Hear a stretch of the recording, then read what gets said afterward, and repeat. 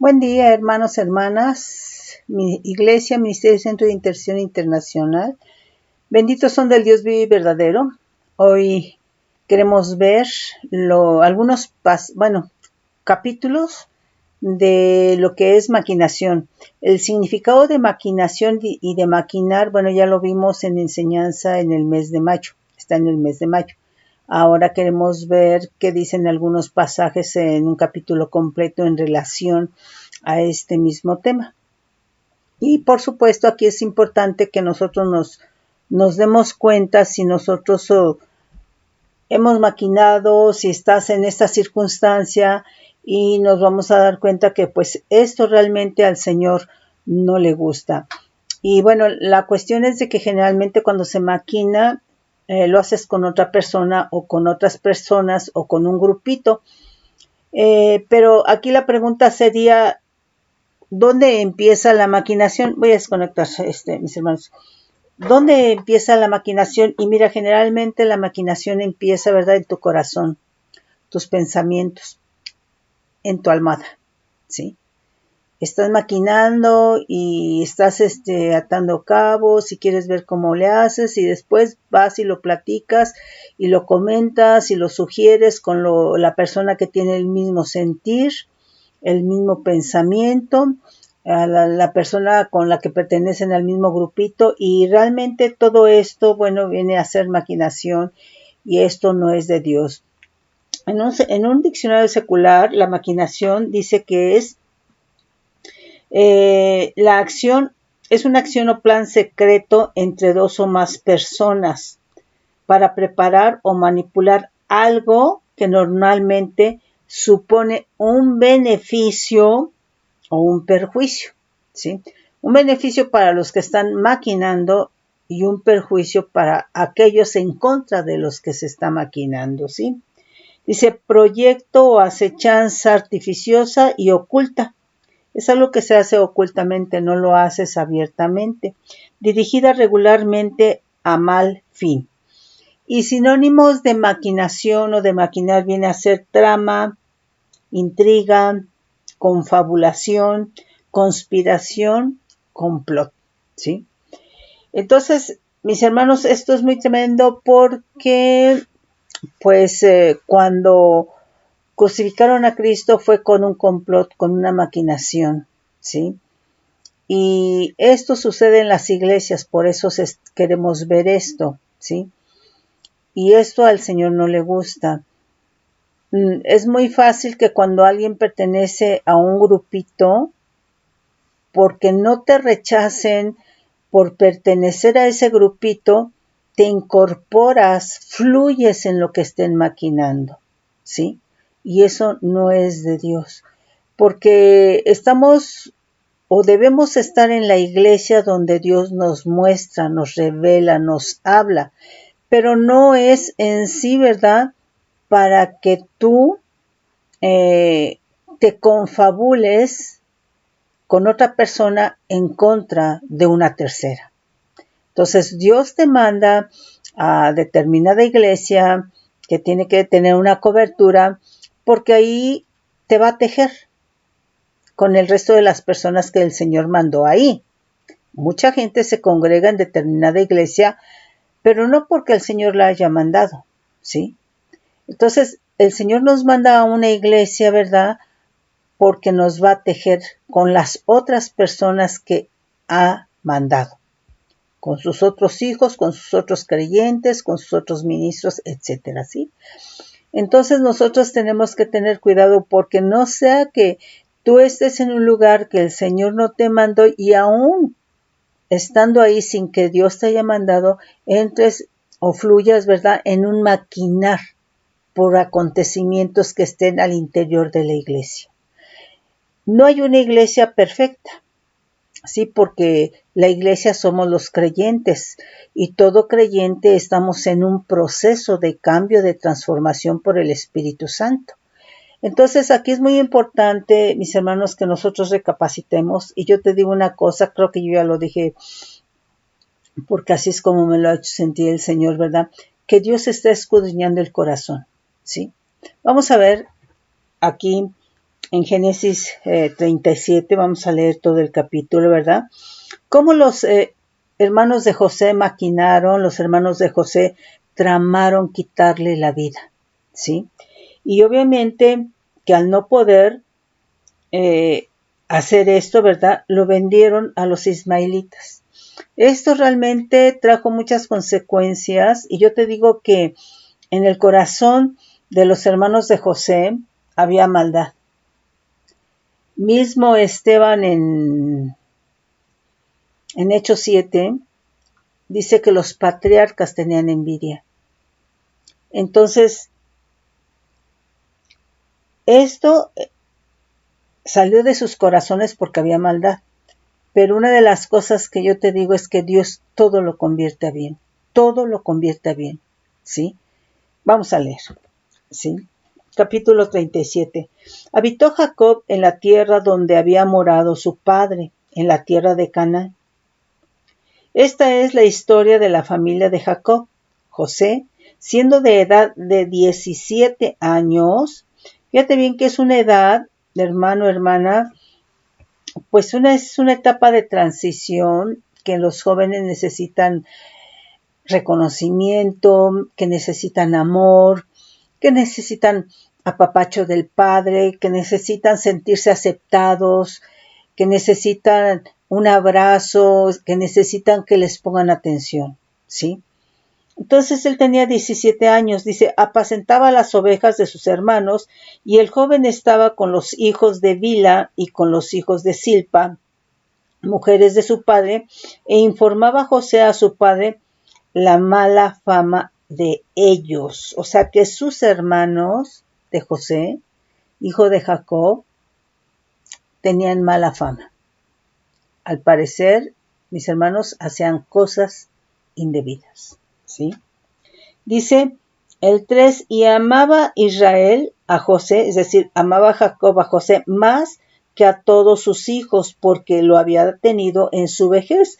Punto número 1, lo había tenido en su vejez y lo había tenido con la mujer que desde el momento en que la vio, la amó. La mujer que escogió su corazón y que vemos, ¿verdad?, que realmente trabajó por ella y que cuando termine ese trabajo en años con Labán, ¿verdad?, no se le entrega, sino le da a la mayor que fue a Lea, ¿sí? Entonces, para que le entregara a Raquel, tuvo que trabajar mucho más tiempo, ¿sí? Y obviamente, ¿verdad?, aquí dice que con Bila y con Silpa, ¿verdad?, tuvo hijos, ¿verdad?, que eran siervas, ¿verdad?, tanto de Lea como de Raquel. Ahora, no es lo mismo un hijo, hermano, hermana, de alguien que es el amor de tu vida, a un hijo de una concubina, a un hijo de una esclava, ¿sí?, de una sierva, ¿sí? Entonces, aquí había esa diferencia y era algo que al parecer ellos no entendían. Entonces, punto número 1, amaba mucho o más a José porque lo tuvo en su vejez y porque era realmente de la mujer que él amó desde el principio. ¿Y por qué en su vejez? Porque Raquel era estéril, ¿sí? Entonces, realmente, ¿verdad?, fue una espera. Entonces, en mi entender, José fue ese hijo deseado, ese hijo amado, ¿sí? Bueno, dice, porque lo había tenido en su vejez, y le hizo una túnica de diversos colores. Aquí la túnica de diversos colores, pues está hablando, ¿verdad?, de una cobertura, ¿sí? Dice, y viendo sus hermanos que su padre lo amaba más que a todos sus hermanos, le aborrecían. Entonces, hermano, en la misma familia, en la misma, donde fluye la misma sangre, porque fueron o fuiste engendrado por el mismo padre, ¿verdad?, entre varios hermanos, ¿verdad?, muchas veces hay aborrecimiento, hay odio, hay revancha, hay sentimientos, ¿verdad?, o emociones insanas, ¿sí? Qué tremendo. Entonces lo aborrecían, dice, y no podían hablarle pacíficamente. Entonces, aquí nosotros vemos el aborrecimiento, hermano, trae amargura, ¿sí? Dice, y no podían hablarle pacíficamente. cuando le hablaban, no le hablaban con paz, quiere decir que le gritaban, ¿verdad? Lo humillaban, lo ninguneaban, ¿sí? Entonces eso, hermano, es amargura, ¿sí? Tal vez, hermano, porque ellos sentían que ellos no cumplían las expectativas de Jacob, ¿sí? Su padre. Entonces, hermano, la amargura es tremenda, tremenda, porque contamina. Aquí, bueno, vamos a ir interrelacionando un poquito lo que hemos visto, ¿verdad? Dice, entonces no podían hablarle pacíficamente, entonces le gritaban, lo humillaban, ¿verdad? Dice, y soñó José un sueño y lo contó a sus hermanos, y ellos llegaron a aborrecerle más todavía. Y él les dijo, oíd ahora este sueño que he soñado. He aquí, los sueños de José eran sueños proféticos, ¿sí? Dice, he aquí, a ver. Dice, he aquí que atábamos manojos en medio del campo, y he aquí que mi manojo se levantaba y estaba derecho, y que vuestros manojos estaban alrededor y se inclinaban al mío. Y le respondieron sus hermanos, ¿reinarás tú sobre nosotros, o señorearás sobre nosotros? Y le aborrecieron aún más a causa de sus sueños y sus palabras. Le aborrecían más, porque veían ahí, quizá no lo decían con esta palabra que te voy a decir, veían que tenía un don, ¿sí? Pero seguramente, aquí no se estaba refiriendo la Biblia a este sueño, ¿verdad? Pero seguramente hubo muchos otros, ¿verdad? En donde ellos se dieron cuenta que lo que él soñaba pasaba, sucedía, que eran realmente sueños que el Señor le daba, ¿sí? Dice, y la aborrecieron aún más a causa de sus sueños y sus palabras. Soñó aún otro sueño y lo contó a sus hermanos, diciendo, he aquí que he soñado otro sueño, y aquí que el sol y la luna, 11 estrellas se inclinaban a mí. Y lo contó a su padre y a sus hermanos, y su padre le reprendió y le dijo, ¿qué sueño es este que soñaste? ¿Acaso vendremos yo y tu madre y tus hermanos a postrarnos en tierra ante ti? Pues mira, era un sueño profético, porque todo lo que sus hermanos le hicieron en maldad, ¿verdad? Pues finalmente, ¿verdad? El Señor lo convirtió en bendición, lo convirtió para bien. Realmente ellos, cuando José estuvo en Egipto, ellos fueron a postrarse ante él. Ellos llevaron a su padre, ¿verdad? Entonces, los sueños de José eran sueños proféticos, ¿sí? Y entonces ellos le aborrecían. Dice el 11, y sus hermanos le tenían envidia. Entonces, además del aborrecimiento, del odio, había envidia. Es decir, hermano, querían desposeerlo de ese don que él tenía, de aquello por lo cual, ¿verdad?, era bendecido. Querían ellos tener eso, ellos tenían envidia de él, de esos sueños, ¿verdad?, que seguramente que cuando él hablaba y se los contaba les impactaba. Entonces le tenían envidia, ¿sí? Dice, mas su padre meditaba en esto. Después fueron sus hermanos a apacentar las ovejas de su padre en Siquén. Y dijo Israel, o sea, Jacob, a José, tus hermanos apacientan las ovejas en Siquén, ve y te enviaré a ellos. Y le respondió, heme aquí. E Israel le dijo, ve ahora, mira cómo están tus hermanos y cómo están las ovejas, y traedme la respuesta. Entonces, yo aquí considero, mis hermanos, en mi entender, ¿verdad?, que el padre le tenía ese amor, lo tomaba en cuenta y lo hacía sentirse útil, ¿sí? Eso es muy importante, hermano, que los padres hagan con los hijos, ¿sí? Porque muchas veces los padres ningunean, menosprecian, humillan con las palabras y con las acciones a sus hijos, ¿sí? Entonces, él aquí, pues, era un hijo obediente, ¿verdad? Y entonces hacía lo que su padre le mandaba, ¿verdad? Porque entonces así se sentía útil, ¿sí? Dice, y él respondió, heme aquí, e Israel le dijo, ve ahora, mira cómo están tus hermanos y cómo están las ovejas y tráeme la respuesta. Y lo envió del valle de Hebrón y llegó a Siquén. Y lo halló un hombre andando el errante por el campo, y le preguntó a aquel hombre, diciendo, ¿qué buscas? José respondió, busco a mis hermanos, te ruego que me muestres dónde están apacentando. Aquel hombre respondió, ya se ha ido de aquí y yo les oí decir, ya se han ido de aquí, yo les oí decir, vamos a Dotán. Entonces José fue tras sus hermanos y los halló en Dotán. Cuando ellos lo vieron de lejos, antes que llegara cerca de ellos, conspiraron. Entonces, hermanos, lo aborrecían, no le hablaban pacíficamente, lo odiaban, tenían envidia de él, ¿verdad? Y entonces cuando lo ven, se juntaron y conspiraron, ¿sí? Tenían en su corazón, en sus sentimientos, ¿verdad? Lo mismo. Entonces conspiraron, maquinaron, tramaron, complotaron, ¿sí? Dice, conspiraron contra él para matarle, no poca cosa, hermano, para matarle, ¿sí? Entonces, es decir, quitarle la vida, hermano. Entonces, a lo mejor tú no conspiras con un grupito o con X, Y o Z, ¿verdad? Para quitarle la vida a alguien, para matarlo. Pero desde el momento, hermano, hermana, en que tú le tienes envidia, en que lo aborreces, desde el momento en que no amas a ese hermano, hermana, lo estás matando. Eres homicida, ¿sí?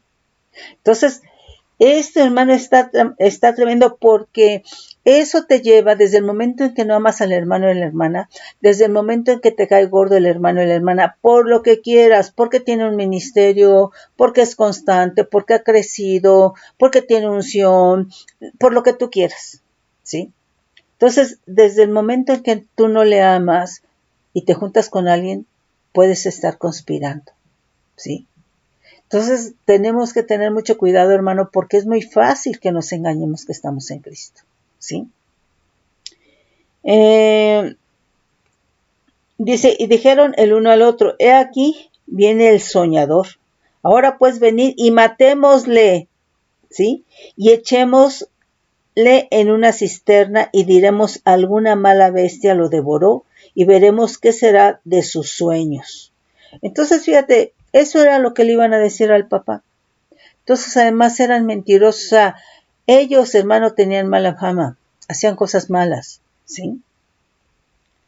Dice, y diremos, alguna mala bestia lo devoró y veremos qué será de sus sueños. Cuando Rubén oyó esto, lo libró de sus manos y dijo, no lo matemos. Y les dijo Rubén, no derraméis sangre, echadlo en la cisterna que está en el desierto. Y no pongáis mano en él.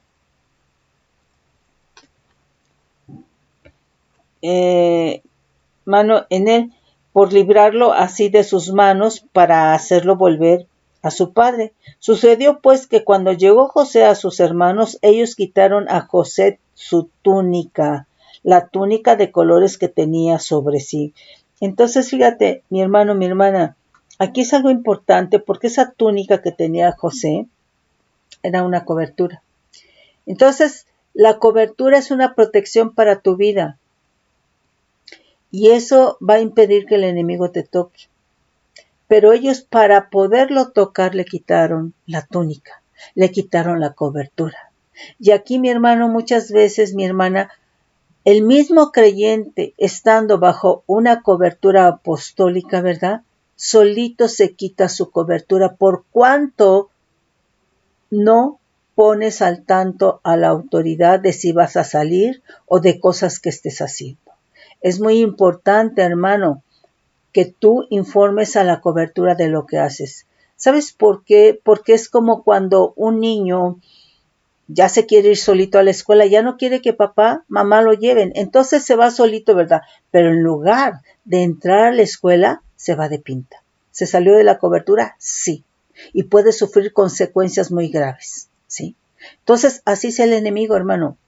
Entonces, muchas veces cuando tú te vas y no le avisas a la autoridad y tú te vas de vacaciones, por decirlo, ¿verdad? O te fuiste a un encuentro, ¿verdad? Y no le avisaste a la cobertura, ¿verdad?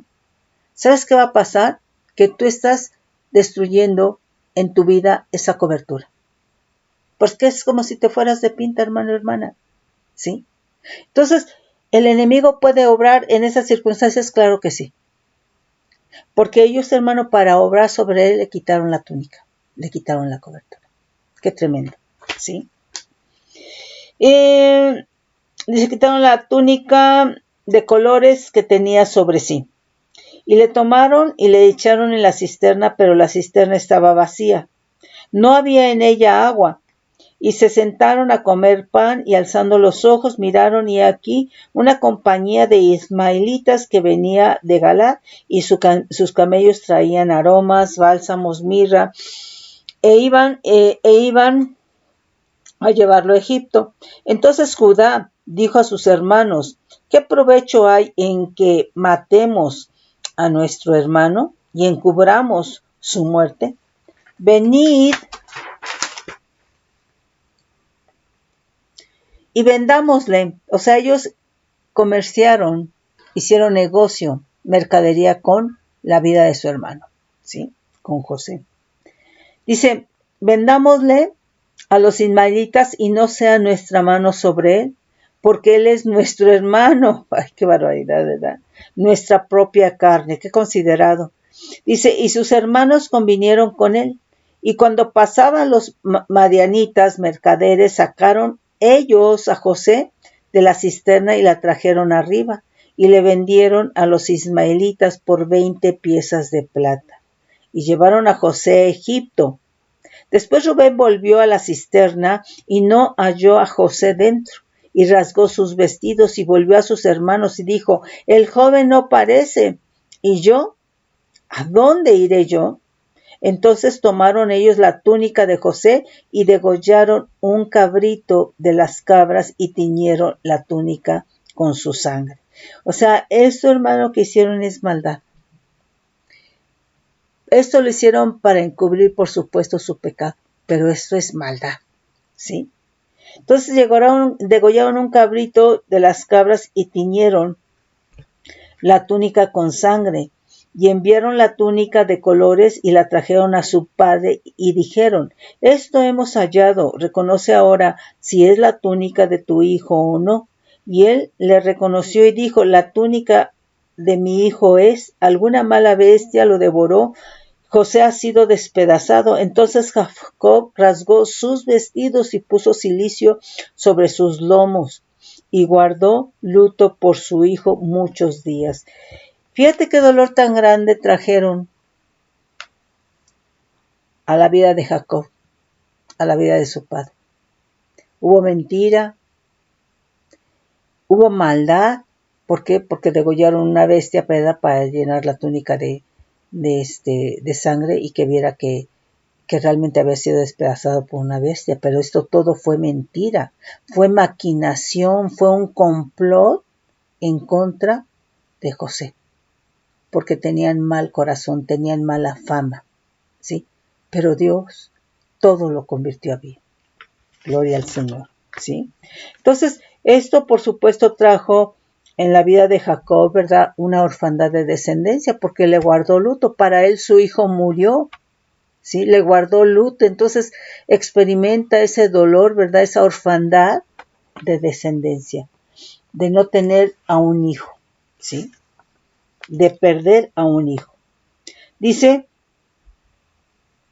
y se levantaron todos sus hijos y todas sus hijas para consolarlo, mas él no quiso recibir consuelo, y dijo: descenderé enlutado a mi hijo hasta el Seol. Y lo lloró su padre. Y los madianitas lo vendieron en Egipto a Potifar, oficial de Faraón, capitán de la guardia. Entonces, hermano, esto realmente está tremendo, ¿sí? Está tremendo. Fíjate bien el caso, por ejemplo, de David. David conspira para matar a Urías, que era el esposo de Betsabé, ¿sí? A Urías Eteo, ¿sí? Era esposo de Betsabé. Y entonces aquí la pregunta es: ¿con quién maquinó? Pues no lo dice, pero maquinó en su almohada, en sus pensamientos, en su corazón. maquinó y dio órdenes, ¿verdad? Y la gente fluyó en esas órdenes de maldad. Aquí es muy importante, hermano, porque nosotros tenemos que tener claridad a quién servimos. Y no porque te segreguen y no porque te dejen de hablar, fluyas en una maquinación de X, Y o Z o de un grupo. ¿Sí me explico? Vamos a leer aquí lo de David. Es segundo libro de Samuel 11, ¿sí? Entonces aquí, ¿por qué maquina nuevamente? ¿Por qué maquina aquí David? Pues para encubrir su pecado, ¿sí? Entonces, una de las cosas que la gente no acepta es que peca. Yo te digo una cosa, que están los incrédulos que son pecadores no arrepentidos. Y estamos los creyentes, hermano, que somos pecadores arrepentidos. Pero hay unos que estando en Cristo no se arrepienten, ¿sí? Entonces, cuidado, hermano, porque el pecado lleva a maquinar. La maldad lleva a maquinar, a complotar, a conspirar contra otras personas. Porque te cayó mal, por lo que tú quieras, ¿sí? Cuidado. Y más si te das cuenta, si la persona que a ti no te cae bien, tampoco le cae bien a otra persona, pues ahí te juntas, ¿verdad? Qué tremendo. Bueno, vamos a ver, segundo libro de Samuel 11, dice, aconteció al año siguiente, en el tiempo que salen los reyes a la guerra, que David envió a Joab, o sea, David no salió a la guerra, envió a Joab, y con él a sus siervos y a todo Israel, y destruyeron a los amonitas y sitiaron a Rabá. Pero David se quedó en Jerusalén. Y sucedió un día, al caer la tarde, que se levantó David de su lecho y se paseaba sobre el terrado de la casa real. Y vio desde el terrado a una mujer que se estaba bañando, la cual era muy hermosa. Envió David a preguntar por aquella mujer y le dijeron, aquella es Betsabé, hija de Eliam, mujer de Urías Eteo. ¿Te acuerdas de quién era hijo de Eliam? De Aitofel, el que fue consejero, ¿verdad? De David, ¿sí? Dice, y envió David mensajeros y la tomó y vino a él y él durmió con ella. Entonces, fíjate, ahí no le interesó que fuera casada. Le dijeron, es esposa de Urías Eteo, ¿sí? Y no le interesó. Esa esposa es la mujer de Urías Eteo. Dijo, tráigala. Qué tremendo. Dice, y envió David mensajeros y la tomó y vino a él y durmió con ella. Luego ella se purificó de su inmundicia y se volvió a su casa. Y concibió a la mujer y envió a hacerlo saber a David, diciendo, estoy encinta. Entonces David envió a decir a Joab, envíame a Urías Eteo. Y Joab, o sea, al esposo, ¿verdad?, de ella. Y Joab envió a Urías a David. Cuando Urías vino a él, David le preguntó por la salud de Joab y por la salud del pueblo y por el estado de la guerra. Después dijo David a Urías, desciende a tu casa y lava tus pies. Y saliendo Urías de la casa del rey, le fue enviado presente a la mesa real. Mas Urías durmió a la puerta de la casa del rey con todos los siervos de su señor, y no descendió a su casa. E hicieron saber esto a David, diciendo, Urías no ha descendido a su casa. Y dijo David a Urías, ¿no has venido de camino? ¿Por qué pues no descendiste a tu casa? Y Urías respondió a David, el arca de Israel y Judá están bajo tiendas, y mi señor Joab y los siervos de mi señor en el campo, y había yo de entrar en mi casa para comer y beber y a dormir con mi mujer, ¿sí? Por vida tuya y por vida de tu alma, que yo no haré tal cosa. Y David dijo a Urías, quédate aquí aún hoy y mañana te despacharé. Y se quedó Urías en Jerusalén aquel día y el siguiente. Y David lo convidó a comer. Fíjate, aquí una de las cosas que Urías fue invitado a comer por David, lo emborracha, sin darse cuenta que estaba comiendo con el hombre que estaba maquinando su muerte, que estaba maquinando para matarlo. Qué tremendo, ¿verdad? ¿Cuántas veces no se habrá sentado una persona con alguien que le aborrece? Y dice la palabra que el que odia, el que aborrece disimula, te sonríe y te puede dar el beso, pues ve a Judas con Cristo. ¿Sí? Qué tremendo. Dice, ay, sí, déjenme ver que creo que se baja la pila.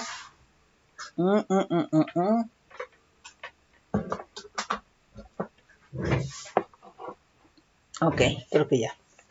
Ay, se bajó. Bueno. Entonces aquí, David lo convidó a comer y a beber con él hasta embriagarlo. Y él salió a la tarde a dormir en su cama con los siervos de su señor, mas no descendió a su casa. Venida la mañana, escribió David a Joab una carta, la cual envió por mano de Urías. Entonces, la estrategia de la maquinación va en esa carta que David preparó y puso en manos de Urías para que le entregara a Joab. ¡Qué tremendo!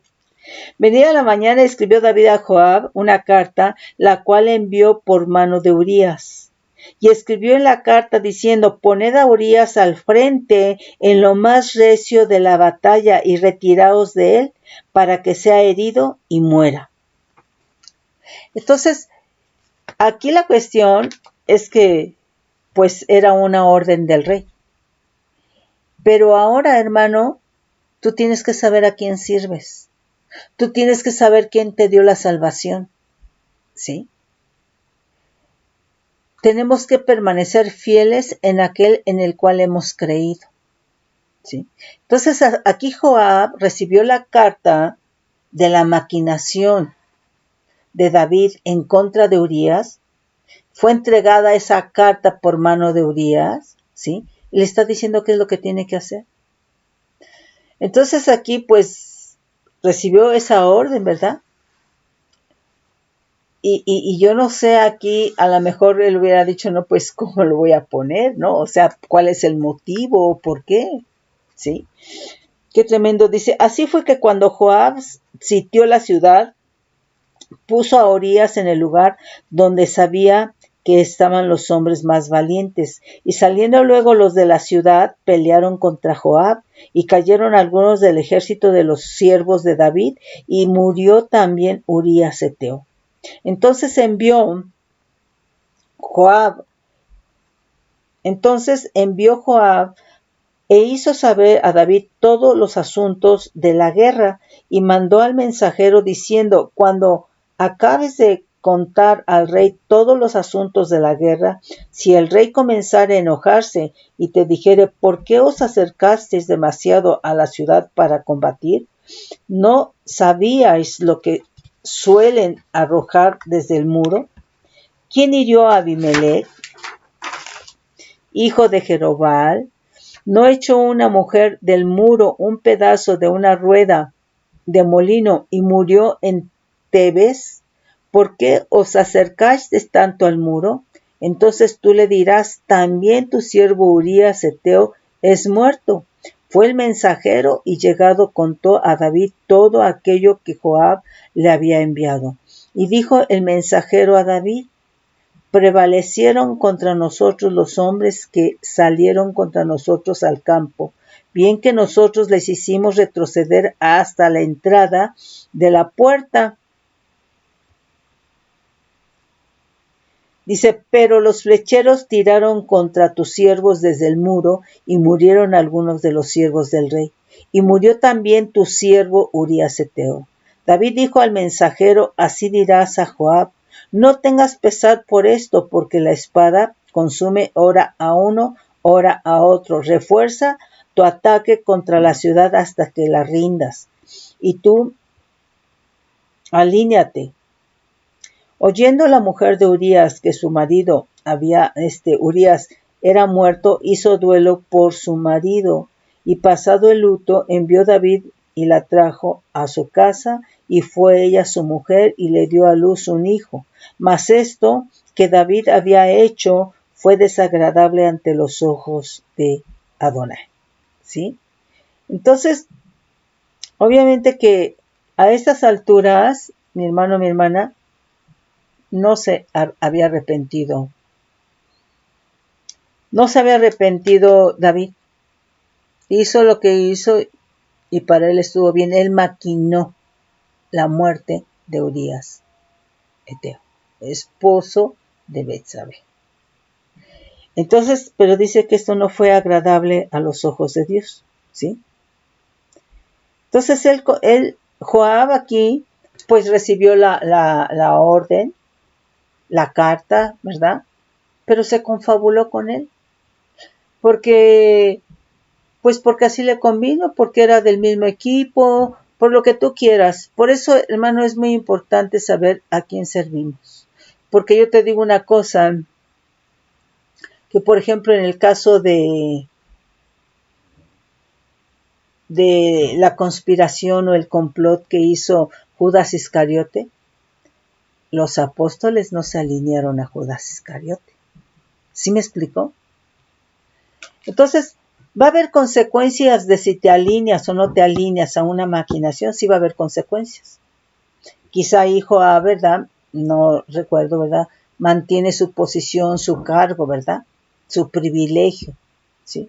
Y a lo mejor si no se alinea, ¿verdad? Pues hubiera sido destituido. Hay consecuencias, sí hay consecuencias. Pero aquí la cuestión es de que nosotros vamos a entregar cuentas a Dios. Y eso, hermano, es importante que nosotros sepamos a quién servimos. Porque muchas veces, ¿verdad? Nos alineamos a situaciones. No es lo mismo, hermano, que te alinees porque no que te hagas que no sabías, no que te hagas que eres inocente, ignorante, no. Hay gente que puede hacerlo, ¿verdad? Que sucede, ¿verdad? Porque ignora toda la circunstancia, ¿verdad?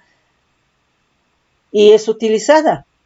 Pero hay gente que sabiendo, hermano, puede fingir que no sabía, lo que sea, ¿verdad? Pero Dios sí sabe el corazón, sí conoce el corazón. Entonces, hermano, la maquinación es tremenda. La maquinación lleva una finalidad de engañar, hay maldad, hay mentira, lleva como finalidad destruir y matar, ¿sí?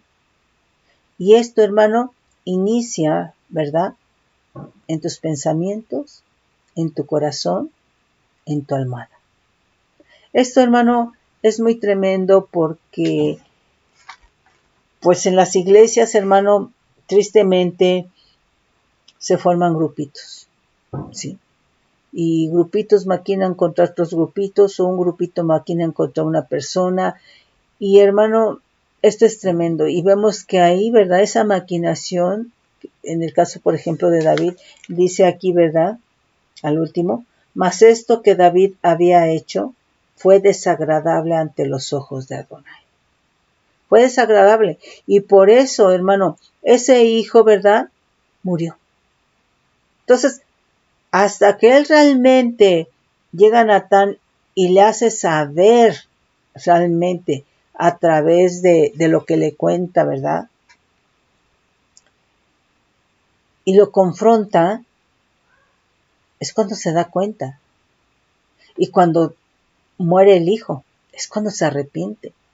Entonces, hermano, si tú has participado de la maquinación en contra de alguien, es algo de lo cual tienes que arrepentirte, porque Dios ve los corazones, porque esa maquinación, el que tú participaras o si salió e inició contigo, hermano, lo que Dios ve es los corazones. Entonces, hermano, hermana, esto es para que nosotros nos estemos poniendo a cuentas con el Señor. Porque Dios lo que ve son los corazones. Podemos llegar y quedar bien con la autoridad. Podemos llegar y decirle, ¿cómo estás? Pues bendecido, bendecida, y te doy el besito y el abrazo, ¿verdad? Pero hermano, ¿cómo vas a entregar tu diezmo cuando has maquinado en contra de alguien? Y no necesariamente de la iglesia, hermano. Puede ser en tu casa, porque estamos viendo el capítulo 37 de Génesis, que fueron los hermanos. O sea, estamos viendo el ámbito, el ambiente familiar, ¿sí? Que dentro del mismo ambiente familiar, ¿verdad? Hay envidias, hay aborrecimientos y se maquina, ¿sí? ¿Cuánto más, hermano? ¿En las escuelas se maquinará? ¿En los trabajos se maquinará? ¿A nivel de política se maquinará? Hermano, yo creo que te das cuenta, ¿sí? Entonces, ¿por qué? Porque es algo, hermano, que está en el corazón. Es algo que surge del corazón, ¿sí? Y entonces, pues simplemente te juntas con aquellos, ¿verdad?, que están de acuerdo contigo. Mis hermanos, que Dios les bendiga en el nombre poderoso de Cristo Jesús.